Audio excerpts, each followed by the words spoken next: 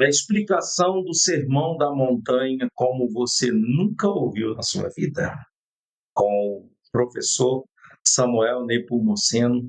Ele vai trazer essa explicação do Sermão da Montanha.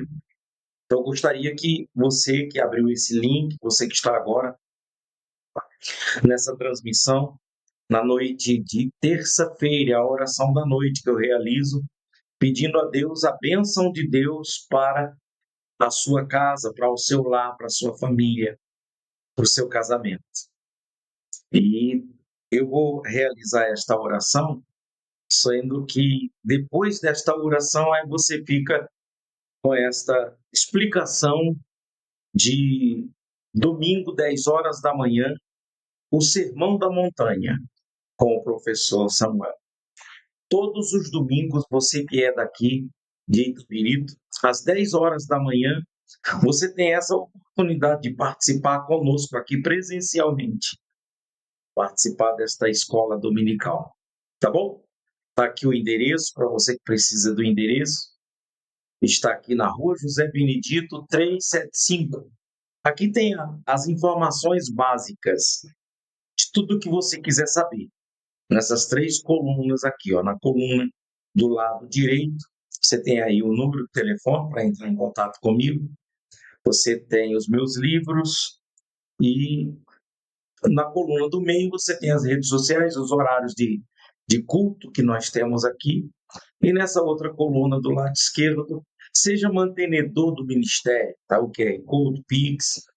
E nós estamos todos os dias realizando esta oração da noite.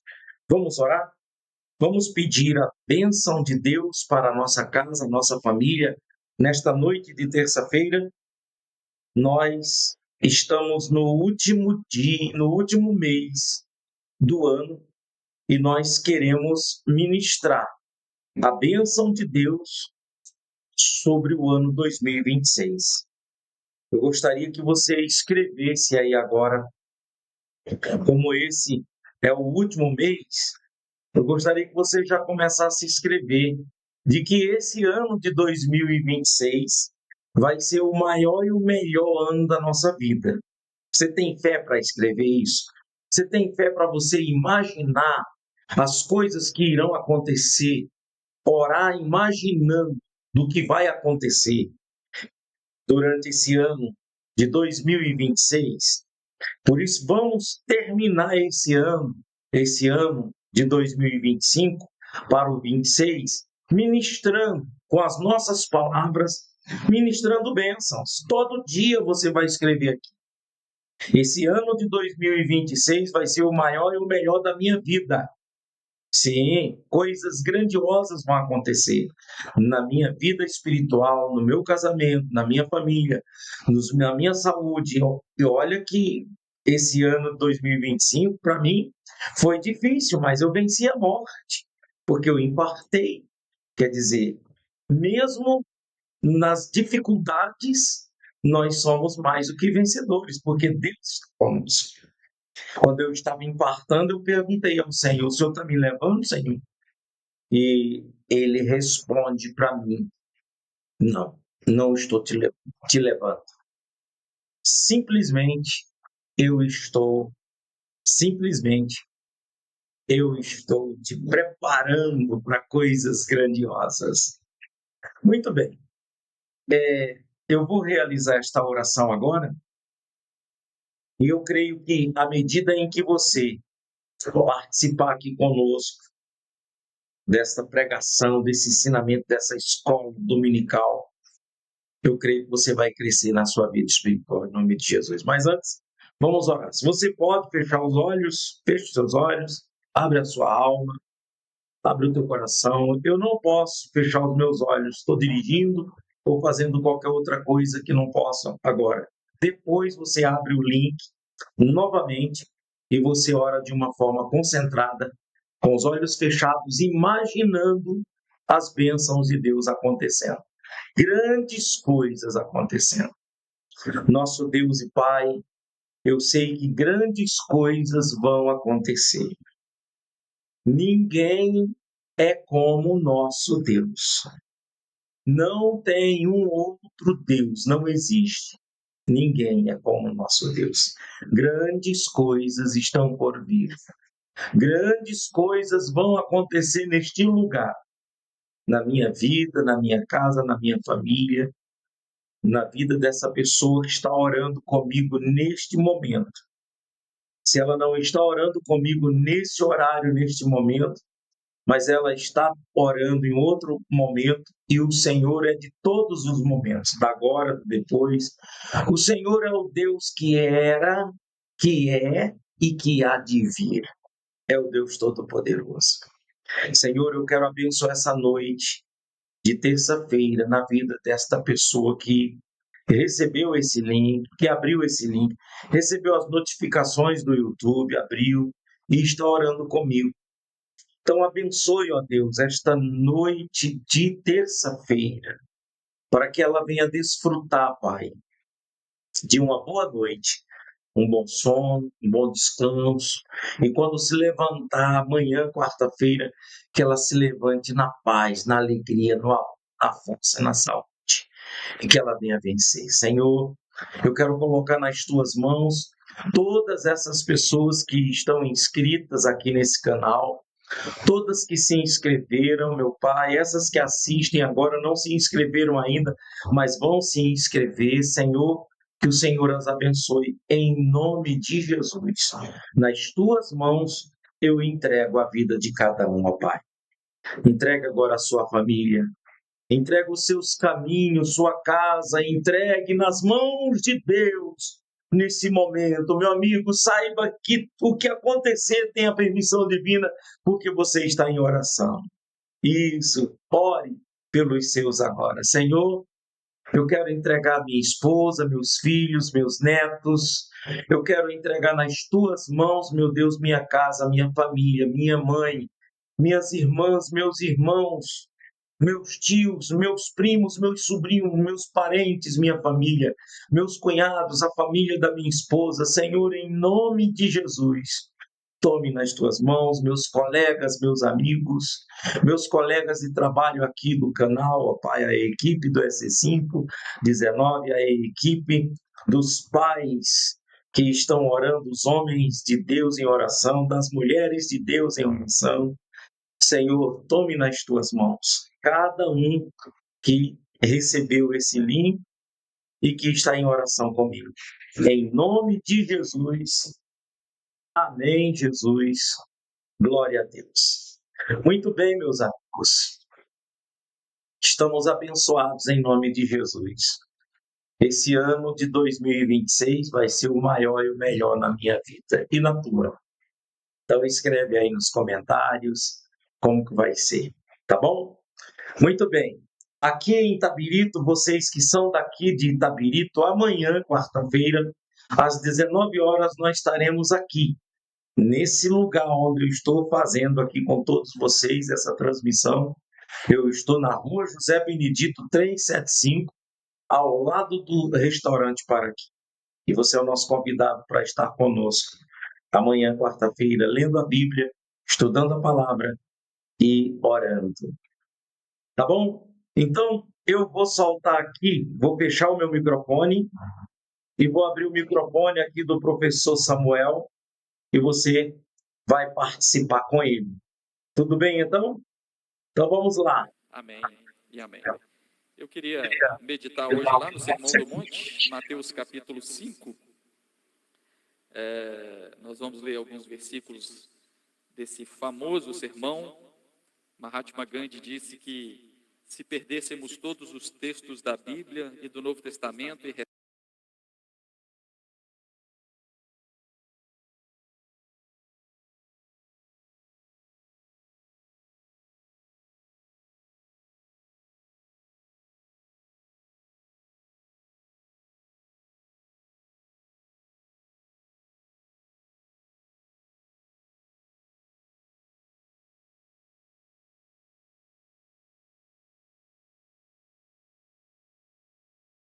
Jesus na jornada com Jesus, ou que estudou mesmo. E hoje você tem muitas vozes, né? Porque você não tem mais tantos pregadores, você tem produtores de conteúdo. E assim, há um abismo de diferença entre alguém que tem algo para falar de Deus e um produtor de conteúdo, porque afinal ele produz conteúdo. Ele não necessariamente está vazando aquilo do coração dele, ele está fazendo aquilo, inclusive, para dar engajamento, né? Hoje o pessoal fala de hype, né, da internet. E isso é interessante porque quando você vê essas muitas vozes dos produtores de conteúdo teológico na internet, sempre tem um falando, olha, o que é um verdadeiro sermão? O que é uma palavra? Hoje não tem palavra, hoje não tem evangelho. Então, para uns, uma boa pregação é uma pregação assim que confronta o pecado o tempo inteiro, um legalismo, assim, uma lista de coisas proibindo. Para outros, é uma coisa mais mística, assim, que tem que ser gritado com as 30 rajadas de língua no meio da oração.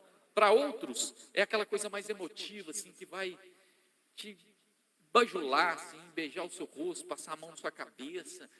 E aí, o que é o evangelho mesmo, né? Para outros, ainda outros, um bom sermão seria um sermão filosófico demais, extremamente crítico, né? Mas a grande referência para nós, o que seria uma boa pregação do evangelho, né? O que seria um sermão do reino de Deus? Bom, nós temos, né? Nós temos o sermão, o maior sermão, o melhor sermão de todos os tempos, dito pela palavra viva que é Jesus. Então não tem como passar pelo Novo Testamento e passar pelo Sermão do Monte como se fosse um episódio. Não, ali tem, imagina, você ir para um culto no domingo e quem vai pregar? Jesus, o Sermão do Monte. Então, fica para nós aquela noção, qual que era o conteúdo do Sermão do Monte? O que Jesus falou no Sermão do Monte? Né? O que Jesus pregava? Interessante, quando Jesus vai pregar, ele não abre nenhum texto bíblico. Né? Além de que os rolos ficavam lá os pergaminhos ficavam nas sinagogas, né? Jesus prega na sinagoga, é importante dizer isso. Lucas capítulo 4, Jesus prega, faz menção do texto de Isaías 61 e diz que o Espírito do Senhor está sobre mim. Mas quando ele vai falar para o grande público, a pregação de Jesus não me parece muito religiosa. Inclusive, ela chega a relativizar o senso comum religioso, usando um ponto de contrapartida. Ouviste o que foi dito? Eu, porém, vos digo. O sermão de Jesus é uma releitura. Interessantíssimo isso. Isso para nós é muito pertinente. Qual é o conteúdo, ou qual era a mensagem de Jesus? Quando Jesus começa a pregar, ele vem pregar. Hoje tem isso demais, né? Fica esses debates na internet, sempre um querendo puxar sardinha para qualquer igreja verdadeira, puxando para teologia verdadeira. Jesus não pregou isso, né? Você tinha lá muitas linhas teológicas do Talmud, da Mishnah, do judaísmo, outras com influência grega, do gnosticismo, a cabala judaica, várias linhas teológicas. E quando Jesus vem falar alguma coisa, ele não traz uma nova religião. Jesus não traz nenhuma proposta ele nem usa a expressão judaísmo, inclusive nem o cristianismo Jesus vem pregar, né? Porque o cristianismo é uma construção histórica posterior a partir daquilo que, visivelmente, do ponto de vista social, a gente via os cristãos, né, pregarem, né? Então Jesus mesmo, a palavra cristianismo, inclusive, não está na Bíblia, né?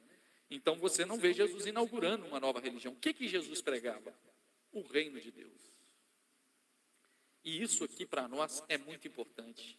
E Jesus não pregava o conceito, talvez, muito provavelmente, Jesus tenha inaugurado, né? Ou na verdade, João Batista começou a falar antes, né?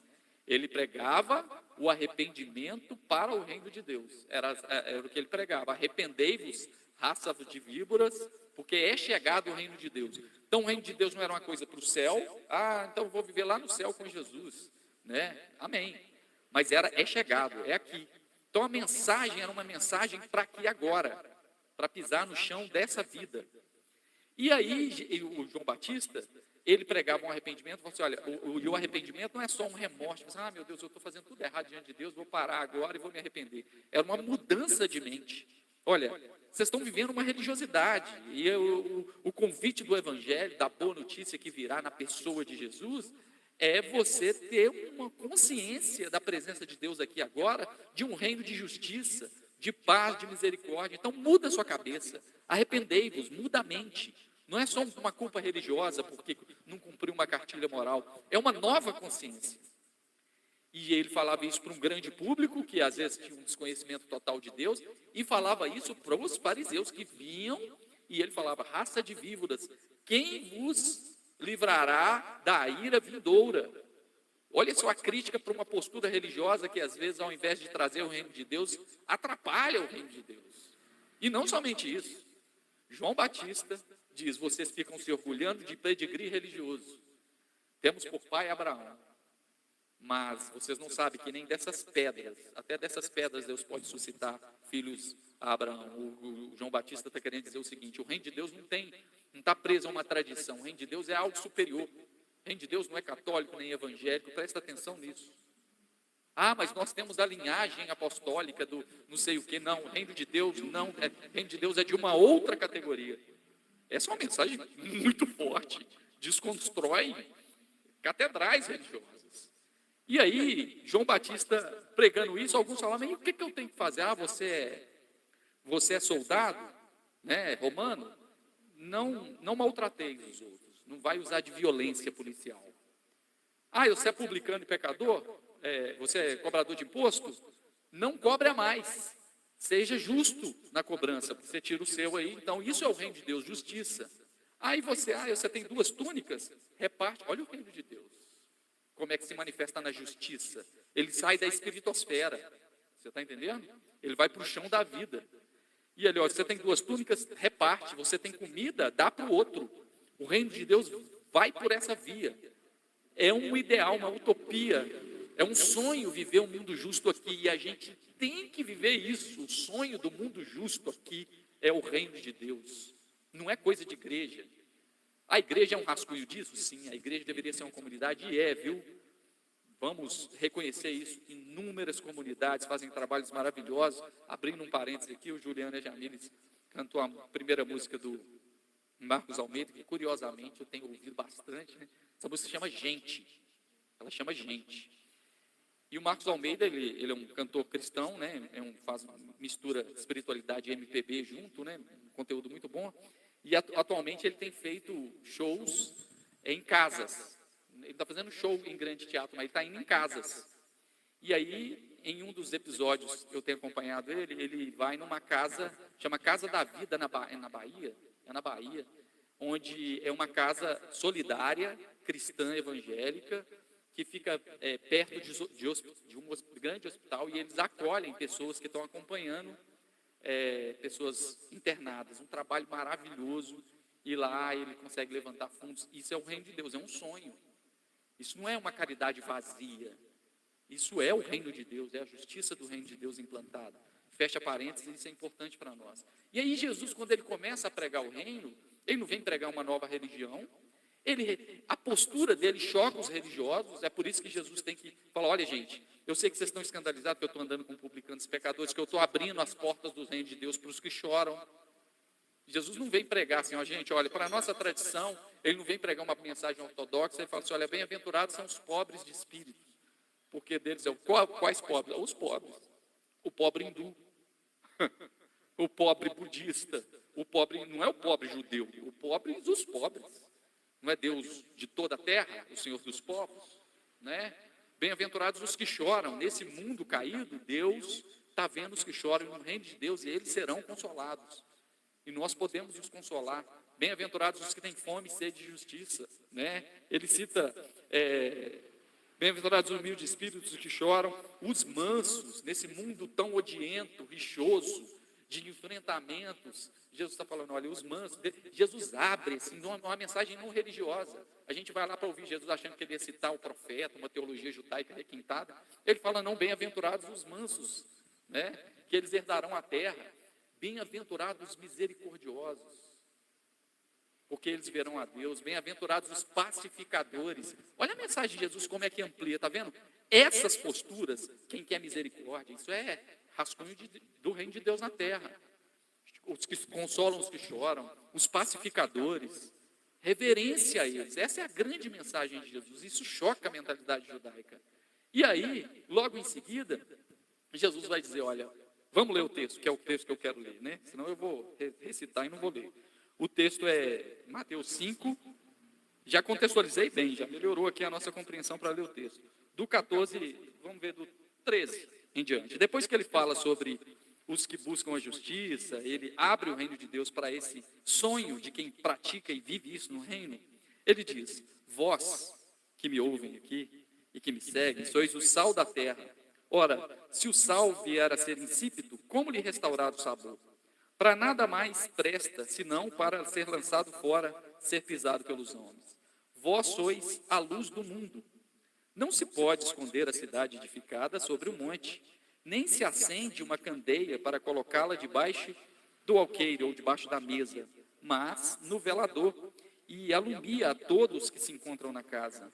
Assim brilhe também a vossa luz diante dos homens, para que vejam as vossas boas obras e glorifiquem ao Pai que está no céu. Então Jesus falando, olha, eu estou pregando aqui o reino de Deus, são felizes esses que eu categorizei, mas vocês são a luz desse mundo. Vocês conseguem trazer o reino de Deus para esse mundo aqui caído. Esse reino de justiça, de paz, de alegria, de misericórdia, né?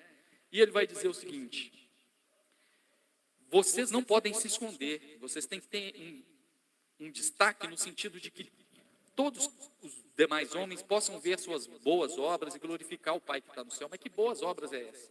Essa é a grande pergunta. O que Jesus ensina como boa obra? O que seria boa obra? Ajudar os pobres? Ah, legal, mas é só isso, né?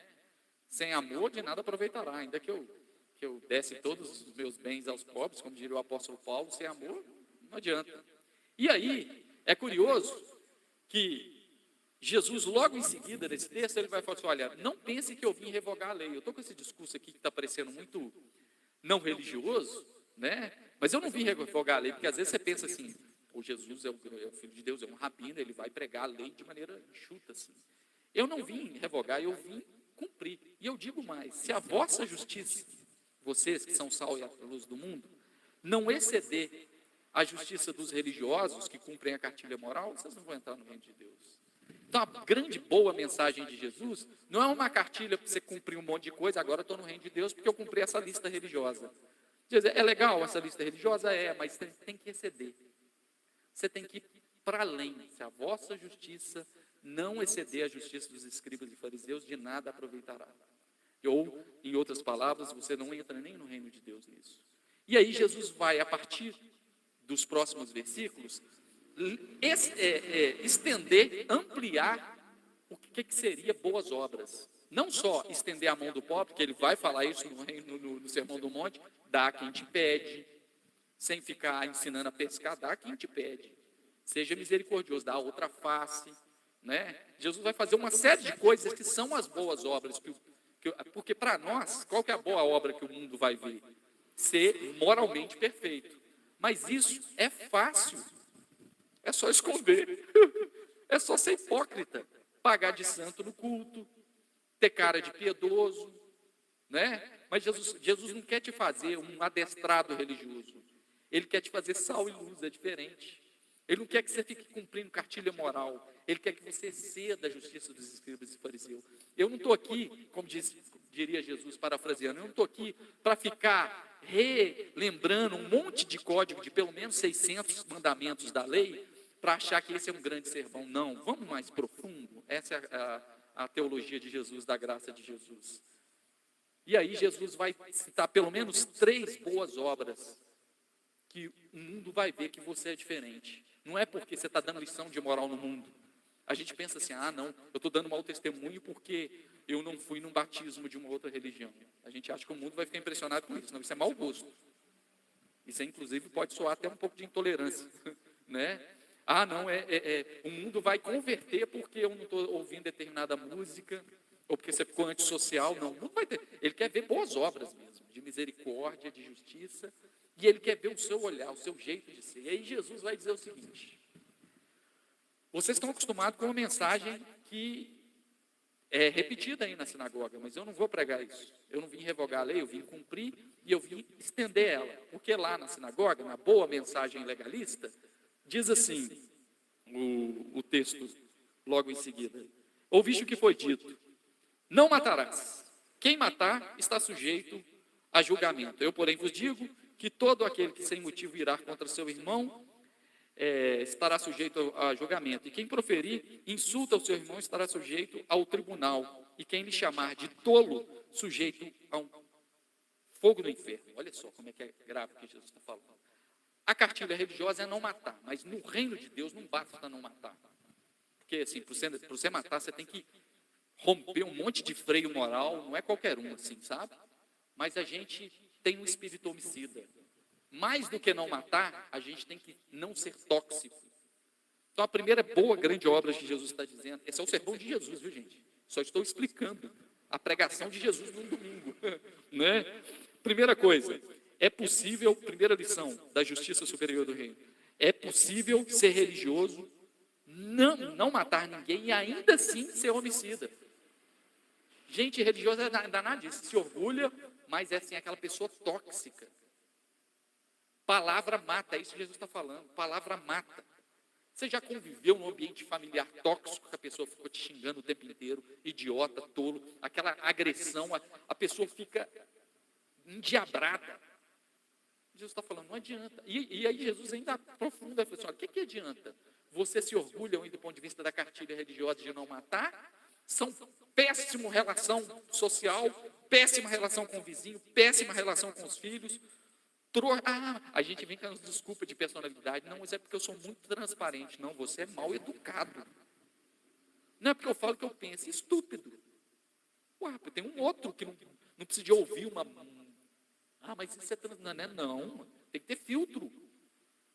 A gente começa a ser estúpido. Não mata, mas é insuportável. Trata a criança com desprezo, com violência. Não é violência física, não. Sem respeito, sem dignidade. O idoso, o próximo, os de casa principalmente, ali que a gente é endiabrado. E Jesus, de nada vale a cartilha moral. No reino, você tem que entender que você não tem que ter esse espírito homicida. Você não tem que ser tóxico. E o mundo está precisando de gente assim, gente. A gente é cheio de justiça e leva não vou levar na justiça. A gente é cheio de justiça própria, de mérito. E Jesus está dizendo, olha, o que adianta? Você não mata, mas tem uma péssima relação com o seu próximo e vai levar uma oferta no altar e vai adorar no domingo de manhã. Que bênção, cumpre a lei, não cumpre? Não mata, ele está adorando todo domingo de manhã, mas trata o filho igual um cavalo, né? É estúpido. Jesus está dizendo, o reino de Deus, as boas obras, não é cumprir a cartilha, é exceder, é ir para além, é não tratar de tolo. Hoje a psicologia reconhece, às vezes um menino que sofreu um bullying na escola por causa de um apelido, matou a alma dele. Ele tem que pagar terapia aos 30, 40 anos por um bullying. Lá atrás. E o pai e a mãe que fica ali amaldiçoando o filho o tempo inteiro, você é lerdo, é retardado também, você não faz nada, mas vai no culto. Não mata. Não mata com a arminha, né? Mas destrói a alma do outro. Jesus está falando, não seja tóxico. Quer ser uma boa, você quer ter uma boa obra que os homens possam ver e glorificar o Pai que está no céu? Como é que você trata o outro? Entre ser verdadeiro e ser gentil, ser verdadeiro sem filtro, sem amor, é melhor você ser gentil. Como que você está? Não é assim? Quem nunca viveu aquela sensação assim daquele pai rancoroso? Hoje, Deus me livre de ser um pai assim. Que a família está lá, aí ouve o barulho do pai chegando no portão, todo mundo já esconde, já corre, porque o pai é uma péssima presença, o cara é pesado. A gente está precisando de mundo, de ser leve para os outros, gente. Igual Jesus meu fardo é leve, meu jugo é suave. Como é que você é seu relacionamento com ele? Chegou aquele cara zebrado, com a cara amarrada, com aquele peso. A gente tem o poder de ser homicida na vida do próximo. Então, batendo... É o pastor da igreja, violento, né? E tem uns aí famosos, inclusive, que recentemente, né, mandou um áudio para o ex-presidente falando um monte de coisa assim, mas não mata. Não mata. E falou um monte de asneira. E Jesus está falando, de nada, Jesus não prega o legalismo, ele prega a consciência do reino. E nesse reino de Deus a gente precisa de gente leve. E é tão bom, né, quando você conversa com uma pessoa, good vibes, assim. Né, todo final do ano eu faço uma pesquisa com os meus alunos que estão formando no 9º ano, e eu peço eles para avaliar as minhas aulas, dar sugestão e crítica. E não é incomum receber dos alunos assim, nossa, professor, você é um dos poucos que nos respeita. Porque o coitado do aluno do ensino fundamental, ele é mal educado e o professor não tem paciência, né? Pratica violência o tempo inteiro, manda calar a boca. Gente, eu vou, filho, não é nem eu vou mandar calar, cala a boca, senta. Eu não tenho essa autoridade para mandar o outro calar a boca. Eu só, calma, faço silêncio aí, só dá uma moral e tal. Eu acho um pouco violento, então eu trato o menino bem, assim. E isso tem retorno, porque ele está tão acostumado com aquele professor megera que chega. Eu não consigo ser esse personagem, né? Que na sala de aula é o Hitler e na sala dos professores é gentil, esse bipolar. Eu sou eu o tempo inteiro, né? E aí chega aquele professor com aquela cara amarrada. É pesado para os alunos. Nossa, tem 2 aulas com esse professor agora. Fica difícil de aprender, não fica, não? Eu estou dando um exemplozinho de professor, mas a gente é assim, como pai, como vizinho, como irmão. Ai, não vai no culto, por isso que aconteceu isso aí, ó, essa doença aí. Olha o homicídio na boca da pessoa. É Deus pesando a mão. Para com isso. Mas não mata. É uma bênção, não rouba. Mas olha o espírito homicida. Olha a pregação de Jesus. O primeiro tópico da pregação de Jesus. Qual que é a boa obra que o mundo vai ver e glorificar o Pai? Seja gentil. Não seja tóxico. É isso. Não adianta não matar, se gloriar de não matar e levar a oferta no altar, adorar a Deus no domingo, sendo essa pessoa insuportável. Sabe o que vai acontecer com o seu filho? Ele não vai seguir o seu Deus, não. Lógico que não. Você trata ele igual um potro, né? E aí, que esse Deus do meu pai, ele vai todo domingo, que preguiça que me dá. Lógico, né? Não atrai. Né? Isso vale para o filho, para o aluno, para o sobrinho, para o primo. É a mensagem de Jesus. Segunda lição de Jesus. Tenha um olhar puro. Os religiosos se orgulhavam por não adulterar. Olha o texto. Ouviste o que foi dito, não adulterarás. Todo mundo estava esperando Jesus. Bate no pecado. Bate não sei o quê. Jesus, isso aqui é a palavra boa ou glória? Aí Jesus, você ouviste o que foi dito, não adulterarás? Realmente, não adultera não, porque está na lei de Deus. Mas eu, porém, vos digo, qualquer que olhar para uma mulher com intenção impura no coração, já adulterou com ela. Olha que interessante.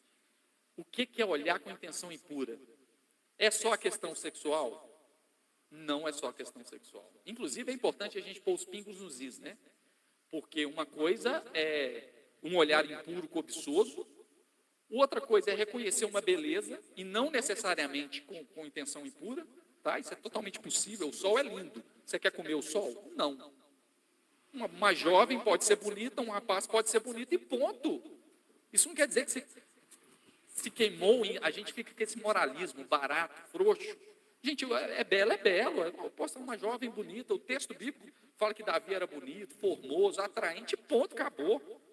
Você não vai deixar, como diria Martim Lutero, né? Eu não posso impedir que as aves dos céus voem sobre a minha cabeça, mas eu posso impedir que façam ninho. Você não vai ficar ali. Mas qual que era o grande problema da religião daquele dia, daquela época, do legalismo? Eles se orgulhavam de não adulterar. Mas você já viu como que eles tratavam a mulher?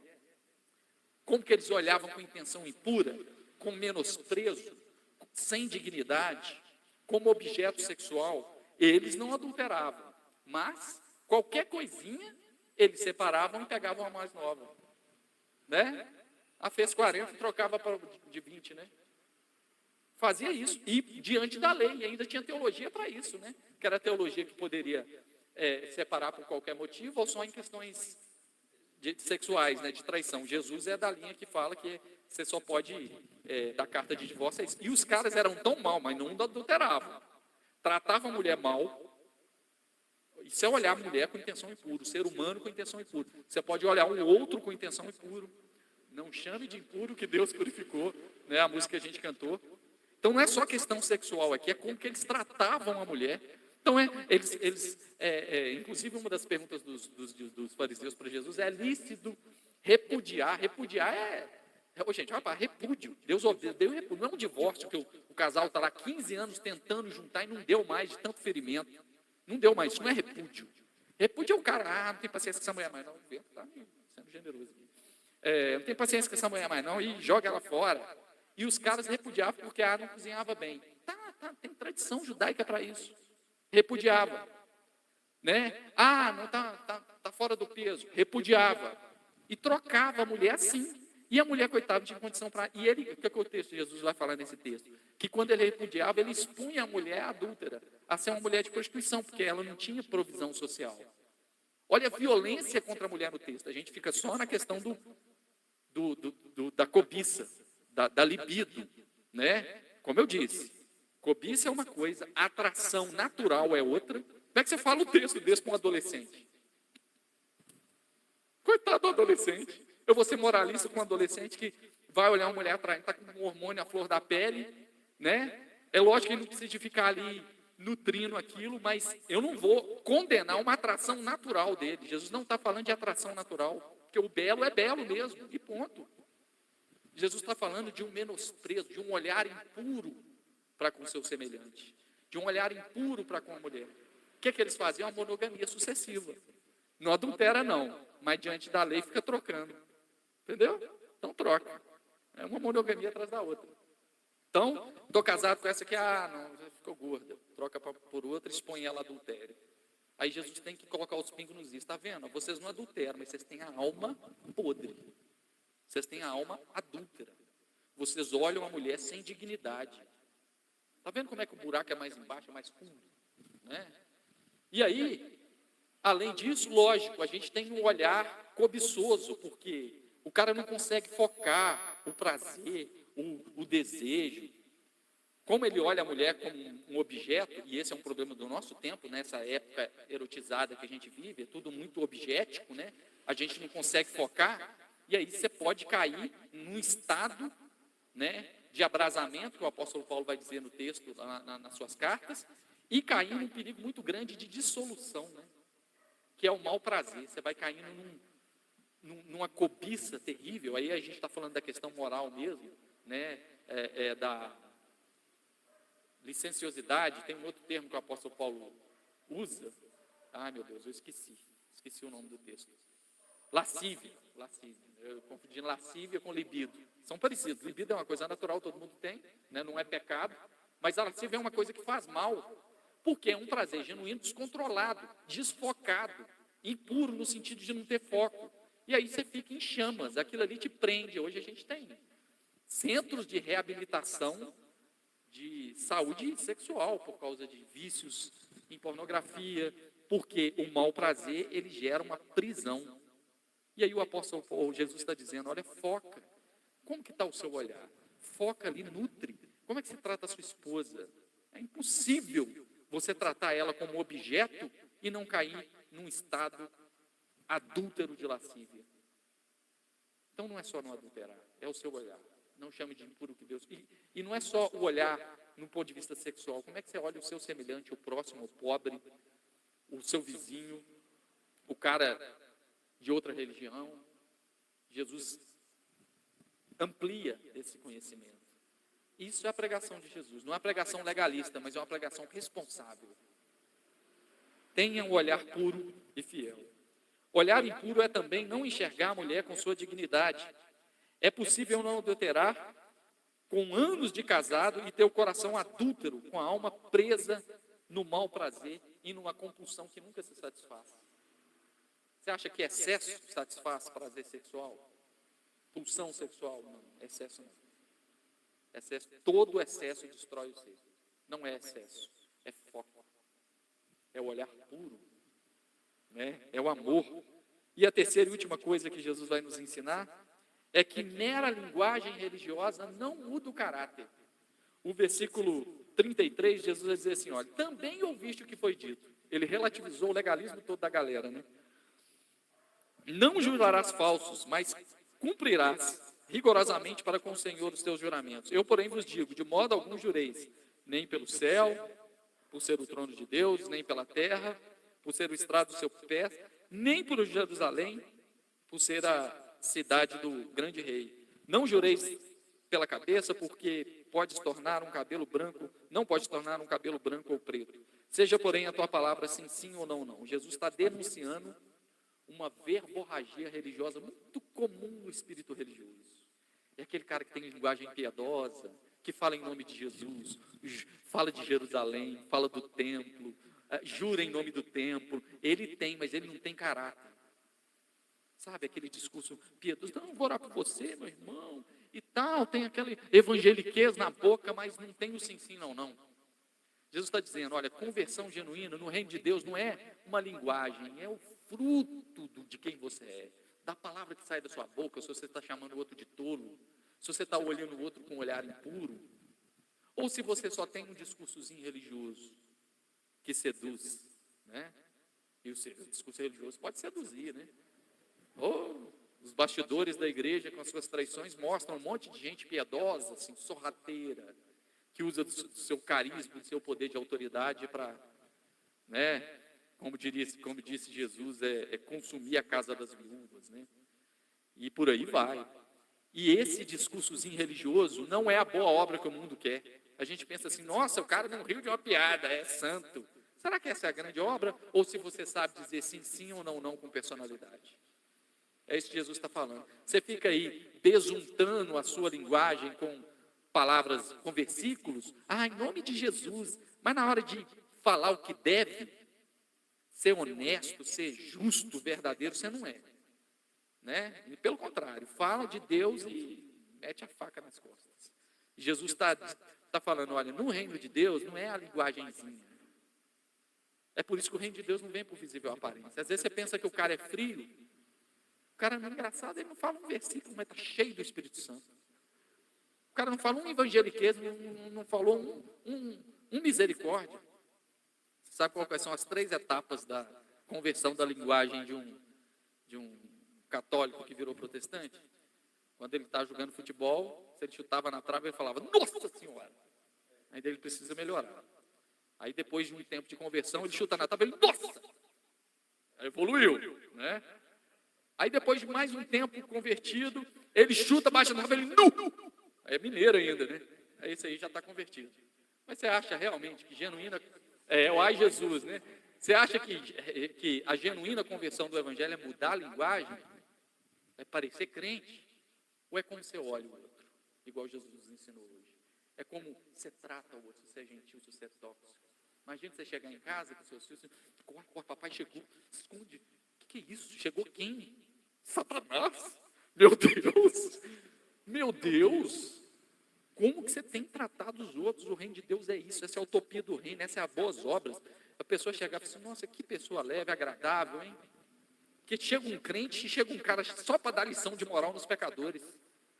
Nós está lá tendo uma mesa de conversa na sala de professores, eu chego um crente, pronto, acabou a piada. Porque o cara mal-humorado, não sabe poesia, não sabe de nada. Será que é isso? Ou é o jeito de ser? Esse é o sermão de Jesus. Diferente, né? Vamos ficar em pé para a gente orar. Espero que a palavra tenha te visitado de alguma forma. Esse é o sermão do nosso Senhor Jesus, no Sermão do Monte.